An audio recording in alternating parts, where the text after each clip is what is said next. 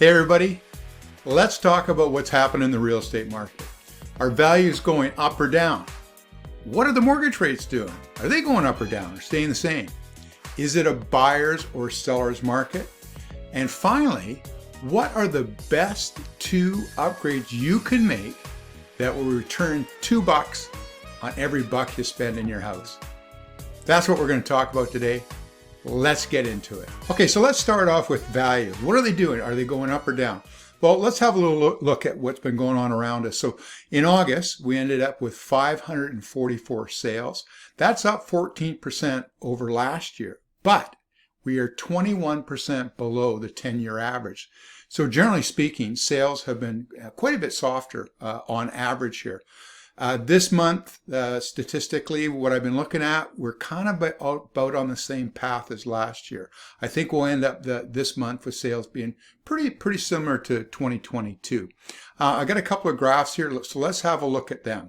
All right, so I got 2 graphs we can look at. Now, the first one goes back 12 months, and I've taken all of the Greater Victoria area, and you can see that our prices, our values, are pretty much back to what they were 12 months ago.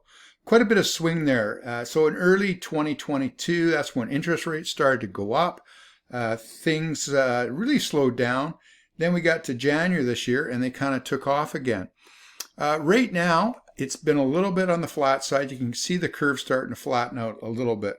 But generally speaking, that's what's happened in the last 12 months. Now, this year, on the second graph here, statistically, we've had a 7.5% increase in values.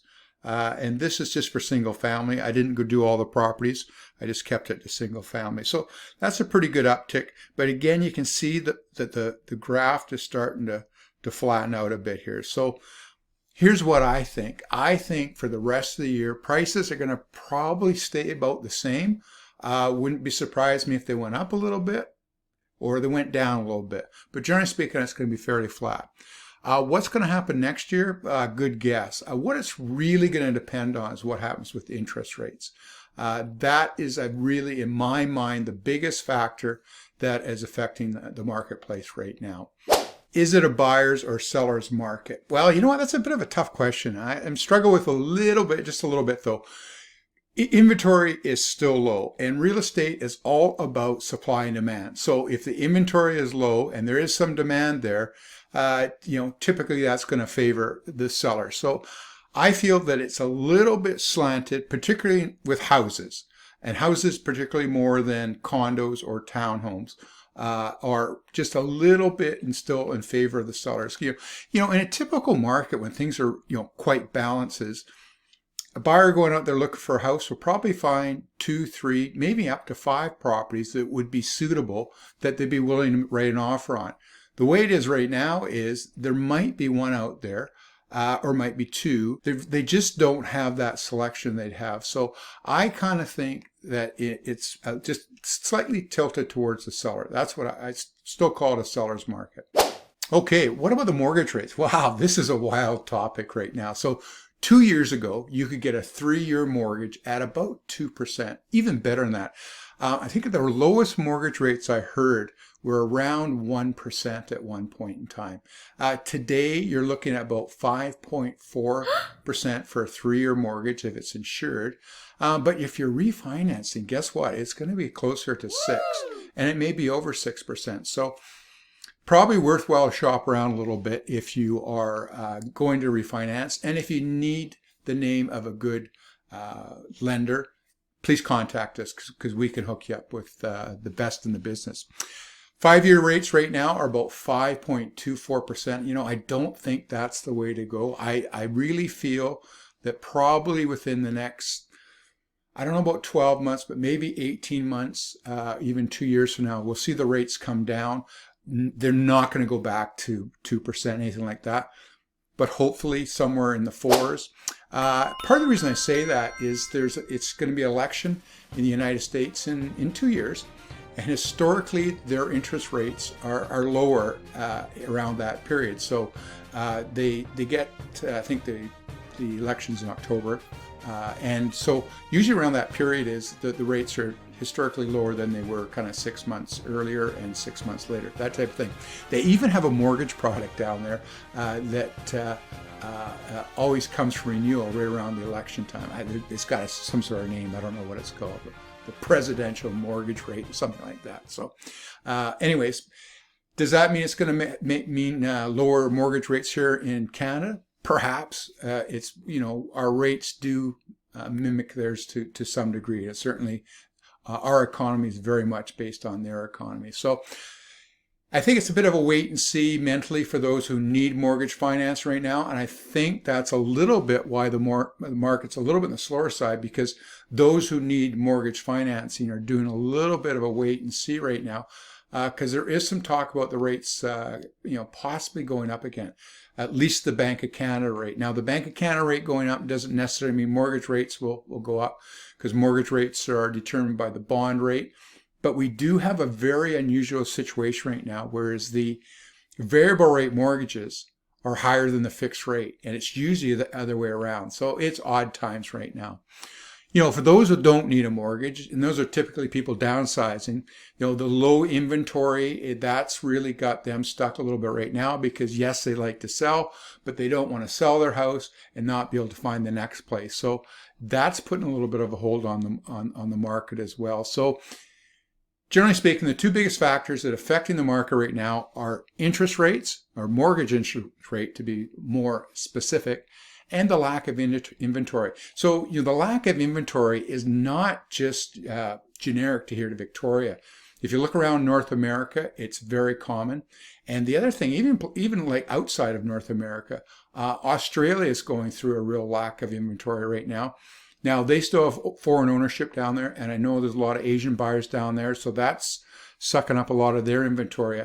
My understanding is the prices are still on the increase down there. So that's what I think on mortgage rates. I think we're gonna, if you wait it out, if you're gonna renew, probably a couple of, do a 2-year rate. I don't know if I go 3 years right now, but I feel that our rates will soften probably 18 months to two years out. That's kind of what I feel. So let's talk about affordability, because that's a real buzz term, particularly with local governments and the provincial government for that matter. You hear a lot this thing about the missing middle. That is a big thing that the City of Victoria councillors like to talk about. So what is the missing middle? Middle housing is considered townhomes. So one thing about townhomes, they're a wonderful product for either people downsizing or for families. Families don't want to live in condominiums because it's just no fun if you've got kids, that's for sure. So governments talk a lot about affordability, and of course that's what the missing middle is, in my mind, is they need more of this type of housing that's going to suit families or the middle class, I guess the best way to put it. In my opinion, the local governments really can't do much about housing. Although they talk like they can. Their role, in my view, is to accommodate easy rezoning and easy permitting process, right? And we've all heard the stories about it. I mean, I've gone through it myself a few years ago when we built. It is so slow to get your permits. They just don't make it easy for you. The one exception, of course, would be Langford. And of course, that may have changed a bit since a new council has taken over there. But, in Langford, that was the thing. You could get your building permits within probably less than a couple weeks. Anywhere else, it's months, at the very best here. Now, this is interesting. Last year, Canada Mortgage Housing Corporation, which is CMHC, said 5.8 million homes need to be built by 2030. That's just to restore housing to affordability levels for Canadians. So that's across Canada. That's not just here in Victoria or British Columbia. The current pace of buildings only puts us on track to build 2.3 million homes by then. That's a shortfall of 3.5 million homes. So is it going to get better? Or is it going to get worse? No, it's going to get worse unless more homes are built to meet the demand of, incoming immigrants, people moving to Victoria. The government needs to really put some proper incentives in place to encourage builders to build. So all levels of government know that we've got a little bit of a housing crisis on our hands here. So they're trying to put into place some incentives, I'll call it, to get builders to build. So let's go through a few of them, and I'll let you be the judge if you think they're going to work or not. So since CMHC made this recent announcement, the one thing that the federal government did, and this is probably could be the best incentive as all, that any new apartment buildings being built will be GST free, meaning the builders won't have to pay GST on any of the products going into it. So that's probably I think that's very positive. And I know the construction community has been very receptive to that. Now the problem with that is that even though that went in place today, you just can't build an apartment building in even probably a couple of years. That's probably 3 or 4 years out. Unless the property's already zoned and ready to go, and you're turning ground today, even that's probably 18 months to 2-year build. So, again, it's a step in the right direction, but it's just a little, not enough, too late, in my opinion. So the BC government, one of their latest schemes, it's called the Secondary Suite Incentive Program. This one I'm kind of really skeptical about, but anyways, here's the gist of it, right? If you want to build a suite in your home, you can get a forgivable loan up to $40,000. So basically, it's for every $2 you spend, you get $1 back, which is not a bad deal. I mean, on the surface, right? So you can. If the max is $40,000 you can get, so that would mean that a renovation of $80,000, which, believe me, that would be easy to spend on a secondary suite. The loan is forgivable, which that's pretty cool. But the catch is that you have to rent the suite out. I believe it's for 5 years at a reduced rent, or what they consider like a below market rate is a better term to call it, and that's set by the province. And yes, it is for at least 5 years. In Victoria, now it varies from place to place, right? With that, but I'll just give you a sample, right? So in Victoria, the rate would be for the maximum rate you could charge for a 2-bedroom suite would be $1,649. So that's quite a bit below market rate, depending on areas. I would think in most locations, a 2-bedroom suite is going to be at least $2,000 a month, and it could be as high as $3,000, depend where it is. That is one of the incentives the provincial government is trying on us. And my experience with these type of things is that usually not a lot of people take them up. Part of the thing is here, right, is that a lot of people, when they put suites in their home, they don't want to make them, legal suites because of all the hoops you're put through. And in some cases, you can't even make the suite legal. However, I'll try not to be too pessimistic. Let's see how that works out. Because certainly, if the program is a success, it will create more suites and houses, and that's more affordable living. So that would be a good thing. Okay, so what else is the government's trying to do to get people into house purchasing? The federal government at the beginning of the year banned all foreign ownership, so that's nothing new. The problem with that was probably about 10 or 20 years too late. Anyways, that has happened. It's not meant to go on forever. I think it was a 2 or 3 moratorium. Let's see what happens. That's definitely helped the market. That's probably one of the more positive things that happen. There's also, for first-time buyers, there's a savings account. It's called the FHSA, First Home Savings Account. You can put into it up to $8,000 a year to open it, and it's capped at $40,000. So my understanding of the way that works is whatever money you put into it, it grows tax-free. and you can withdraw it without paying any taxes on it and put that towards the purchase of a property. Not sure if that's going to do a lot, but if somebody can start, putting money into that at a young enough age, then yeah, again, it all helps. But, generally speaking, I really feel that federal and provincial governments are really to blame here for the shortage of housing. They knew it's coming.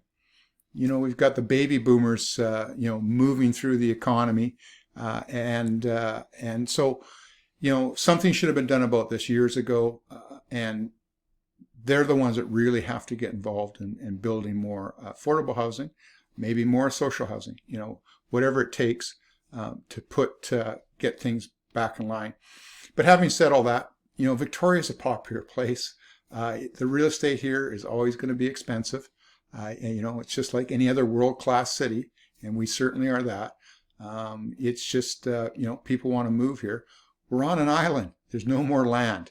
Yes, you could go farther up, north up the island, but that's not where people want to be. They want to be on the southern tip here, where the best weather is, and Victoria is a beautiful spot. So, you know what? We always are going to have expensive real estate. That is just the way it is. Anyways, it's not just the Canadian government that's dropped the ball here. This is a commonplace, particularly in the United States and other places around the world. So that's just the way it is, unfortunately. You know what? I'd like to hear your comments. What do you think about the shortage of housing we have and the lack of affordability? What do you think the government can do about it? Please leave some comments down below. I'd love to hear what you have to think about it. Okay, let's wrap things up here and let's change gears a little bit here. So what are the 2 best upgrades you can make to your home to increase value at the highest rate? Any renovations to your kitchen or your bathroom almost always will get you, at least for every $2 you spend, you're going to probably get 4 back. And that's a great investment. So if you're thinking about doing anything to your home, could be a condo, could be a house, doesn't matter. Spend money on your kitchen or bathroom. It's the absolute best investment you can make in your own home. Well, that's it for this month. Thanks very much for tuning in. Hey, we'd love to hear from you. Any comments you got, any questions you got, Gina or myself would love to hear from you. You can leave some comments below. And Gina and myself will get back to you, or you can just return email to us. Whatever is the easiest thing for you. Have a great day. Great talking to you. Take care. Talk to you soon.